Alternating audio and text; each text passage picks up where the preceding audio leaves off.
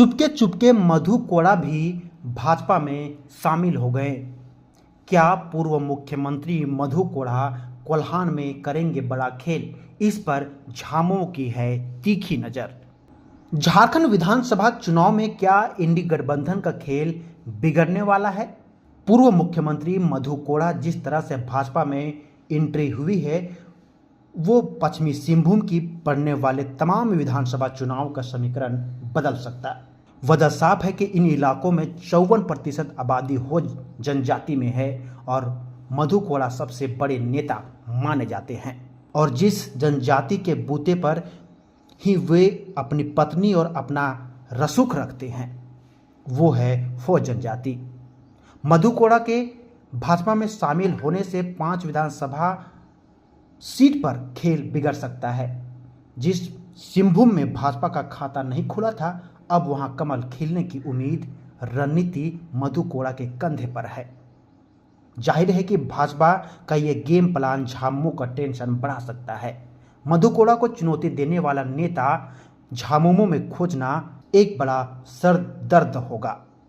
इससे इनकार नहीं किया जा सकता है कि कोल्हान के इन इलाके में जाति समीकरण का बड़ा फैक्टर है, या यूं कहें तो हो भाषा बोलने वाले के बीच मधु कोड़ा बड़ा गुल खिला सकते हैं।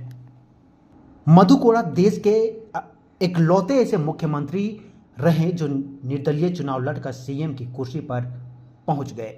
इतना ही नहीं बल्कि सभी को एक साथ लेकर 28 महीने तक राज्य के मुख्यमंत्री बने रहे। इससे अंदाजा लगाया जा सकता है कि मधु के पास नेतृत्व क्षमता कैसी है। आखिर 28 महीने तक 41 विधायकों को एक साथ बनाए रखना किसी चुनौती से कम नहीं था, लेकिन मधु कोड़ा के एक इतिहास बना दिया। मधु कोड़ा सरकार के कार्यकाल में कई घोटाले के आरोप लगे, इसके बावजूद इन सब में मधु कोड़ा के रसूख कम नहीं हुई। सीएम पद से हटने के बाद निर्दलीय लोकसभा चुनाव जीत गए। बाद में कई चुनौतियों की वजह से मधु कोड़ा ने अपनी पत्नी को चुनावी दंगल में उतार दिया। 2014 के लोकसभा चुनाव में गीता को जीतकर सदन भेजने का काम किया।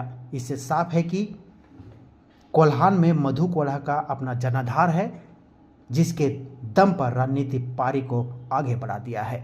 मधु कोड़ा हो जाति से आते हैं और हो जाति में इनके बराबरी का कोई नेता सिंहभूम में नहीं है। यही वजह है कि मधु कोड़ा के एक इशारे पर पूरे वोट का समीकरण बदल जाता है।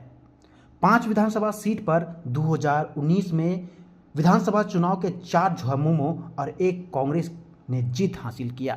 2019 में मधु कोड़ा कांग्रेस में ही थे।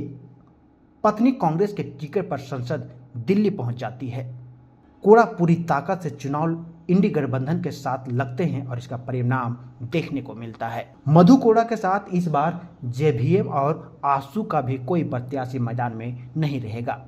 जेवीएम का विलय भाजपा में हो चुका है तो आसू इंडिया गठबंधन का हिस्सा है। ऐसे में समीकरण बदला हुआ दिख रहा है।